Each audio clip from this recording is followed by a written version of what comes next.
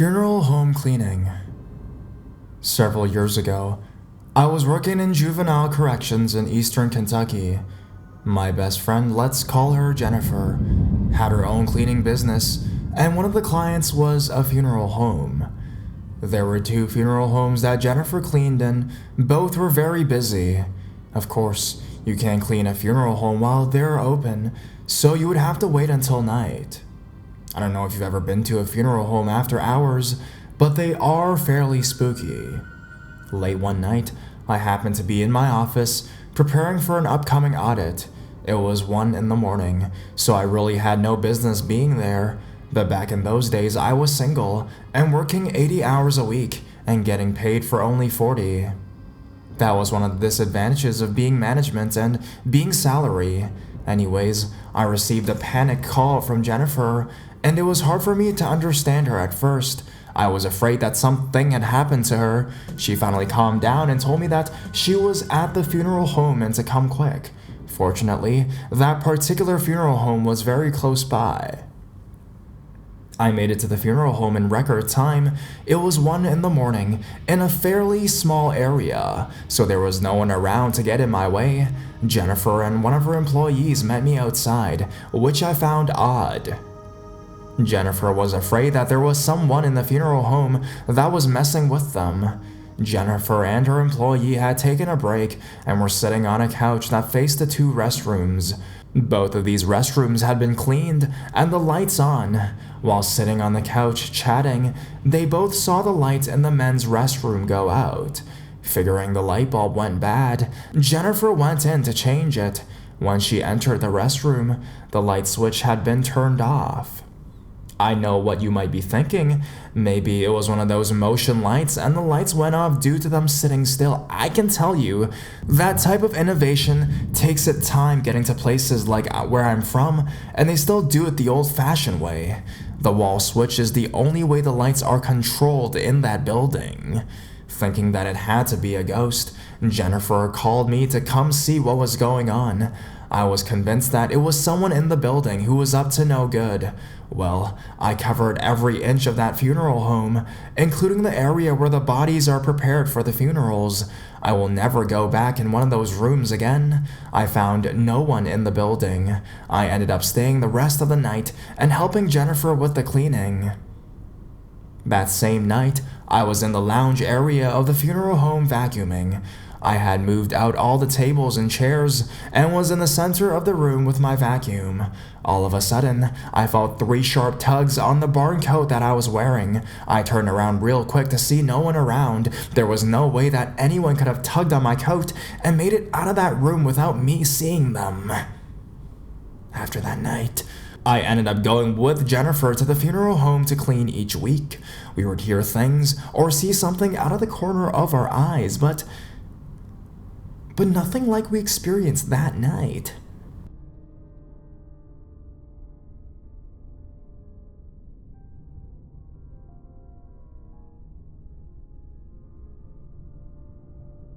Haunted funeral home. It started when my boyfriend's father bought the funeral home and wanted my boyfriend and me to move out of state to take care of it, because his parents didn't want to move out of state. So I quit my job and moved out of state with my boyfriend to help his parents take care of the funeral home. When my boyfriend and I first got to the funeral home, it was big, spacious, and a bit creepy. The outside was beautiful, as well as the inside, but the place has many doors, all of which eventually led back to the main room. My boyfriend often sees dark figures, mostly on this one side, near the side door that leads to the apartment on top of the funeral home. Of course, no one lives on top of the funeral home. It was too scary. I've never seen anything the whole time I've been there, but one time, I was going to use the fax and computer to look for a job. Being the weirdo that I am, I went to the funeral home alone. I went to the back door, and the back door was unlocked. So I went inside and turned on the lights and went to the office. I was faxing my resumes and surfing the web for jobs when all of a sudden, the computer just shuts off. So I figured it's time to leave. I didn't feel anything and wasn't scared until I got close to the back door. Somehow my body was telling me to run. It got cold in the little hallway by the back door, and I felt goosebumps all over my body. I ran towards the door, not looking back, just opened the door and closed it and locked it from outside. Ever since then, I've never gone back to the funeral home alone. My boyfriend's uncle had a similar experience at the funeral home. He came to the funeral home to help my boyfriend cut the grass and rake the leaves. He got there before my boyfriend and thought my boyfriend was inside. So he went to the same back door that I went to and found it unlocked. He thought my boyfriend was in there and walked to the same spot where I felt something. He said he called my boyfriend's name and it was dark inside and no lights. He got super scared when he realized no one was there. He ended up leaving, and ever since then, my boyfriend's uncle won't go into the funeral home by himself. If he has to shovel snow, cut the grass, or rake the leaves, he would bring his own lawnmower or his own shovel. My boyfriend has had many experiences at that funeral home, and the scariest experience, when the funeral is done and everyone leaves, my boyfriend and I would make sure that the doors are all locked before we leave. There are days when we would come to get the mail and the side door and that back door would be unlocked. We always thought that someone broke in and even went inside to check, but we never find anyone. My boyfriend says one time he opened the funeral for a family to bring little things to the funeral, and when he locked up, all the doors were locked.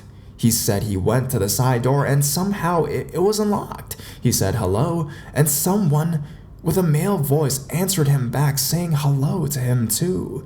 He got really freaked out and wouldn't go back inside. When I got off work, he made me go with him to search the place, and like always, we would never find anyone. No matter how many times we locked the side and back door, next time we come back, it would be unlocked. Then, a couple days after that door incident with my boyfriend, he said while we were sleeping in bed, he swears he saw a tall dark figure walk around our bed and came to his side and got on top of him. He said he tried to scream for me to wake up, but I couldn't hear him. When he finally broke free, he woke me up and he was drooling all over his pillow. He was so scared that we slept with the bedroom door closed, and we both prayed before bed and put crosses up around the house and inside our room. 3 weeks later, he drove out of state to see his parents, and his mom took him to see a shaman lady, and she said that a female ghost from the funeral liked him a lot. It was the female ghost that answered him, disguising her voice as the male voice that answered him and was the one that followed him home. The shaman lady told my boyfriend that she told the spirit to leave and everything should be fine now. I was home alone in our apartment when my boyfriend went out of state. The night my boyfriend left, I had rolled over to his side and I could have sweared something was on top of me because I looked at the alarm clock and I could swear I was up but somehow still asleep too. I remember hearing myself praying and singing a Christian song in my head. I woke up singing the Christian song out loud, and only 2 minutes had passed. I wasn't scared or anything. I just prayed, and then thought it was my dream and went back to bed. The next day, late at night, my boyfriend told me what the shaman lady said, which creeped me out. After that, we haven't had any other experiences with the funeral home. We had put alarms up in the funeral home because the doors keep unlocking by themselves, and we put a bolt on the side door.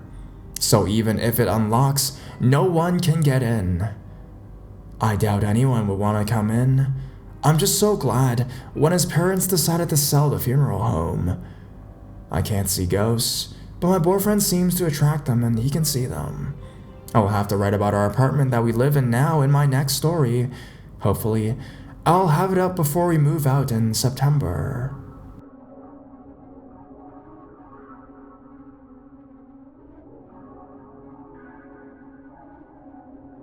He's still at the funeral home. Although I've had many experiences with the supernatural, I'm gonna start with the most recent and go from there.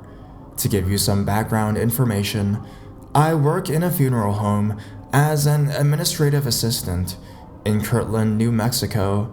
I know, a funeral home, but I'm perfectly comfortable there. I've been alone in there on a number of occasions while the directors are off on a service, which is when I notice things more often than not. The main reason for this is because when the building is empty of others, it is usually quiet, except for the music that is constant during the day. But when others are there, there's a lot of talking and conversations going on, which tends to block the sound of anything spiritual going on, or you just brush off the sounds as someone else in the building with you. My office sits at the front of the building, to the left of the front entryway, with the bathrooms on the other side of my office, as well as the door to the prep room. The arrangement room is catty-corner to my office door, with a chapel to the right of the entrance, and 2 more offices and the break room behind that. The funeral home used to be a private residence, and then was a church, before it finally became a funeral home. I'm not exactly sure how long the building has been there, but plan on doing some research on it when I have the time to do so without interruption. My first time alone in the building was probably about 3 weeks ago, during my first week there. Jess and Brian had to travel to another city for the services that day, so I was left to man the fort, so to speak, from 8 a.m. until they returned at around 3:30 p.m. that afternoon. The first thing to happen was the sound of the front door opening and closing, including the little dinger going off, so I jumped up from the company computer, where I was working on some folders and books for a family, to go greet whoever it was that came through the front door, only to find it was no one in the foyer. I shrugged it off as my imagination and went back into the office to continue with my work. As the minutes passed, I had forgotten all about the odd sounds of the front door and the dinger going off, and was deep into my work at that time, concentrating really hard. By this time, it was about 10:45 a.m. I had been there for a couple hours alone already, and was doing just fine. It was then when I heard someone walking through the building from behind me, so I once again left the computer where I was working to go see if someone came in, and I missed hearing the dinger of the door going off. I started checking the rooms in the front of the building, making a complete circle to the back and around to the front of the building again to find no one there. All I could think at this point was, it has got to be in my imagination, and so I went back to my office to resume working again.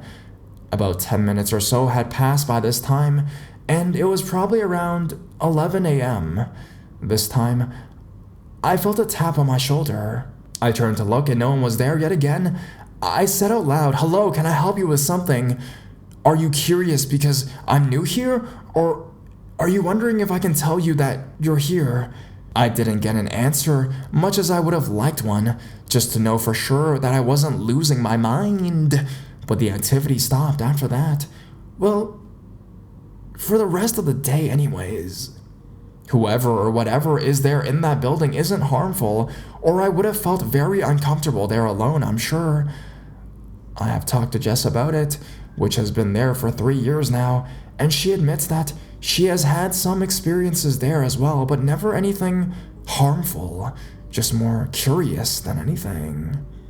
We do have some remains of an unclaimed person in our garage that we can't do anything with, so his remains stay there. But neither Jess or I know if it's actually him that's there, or if it's the previous owners of the building.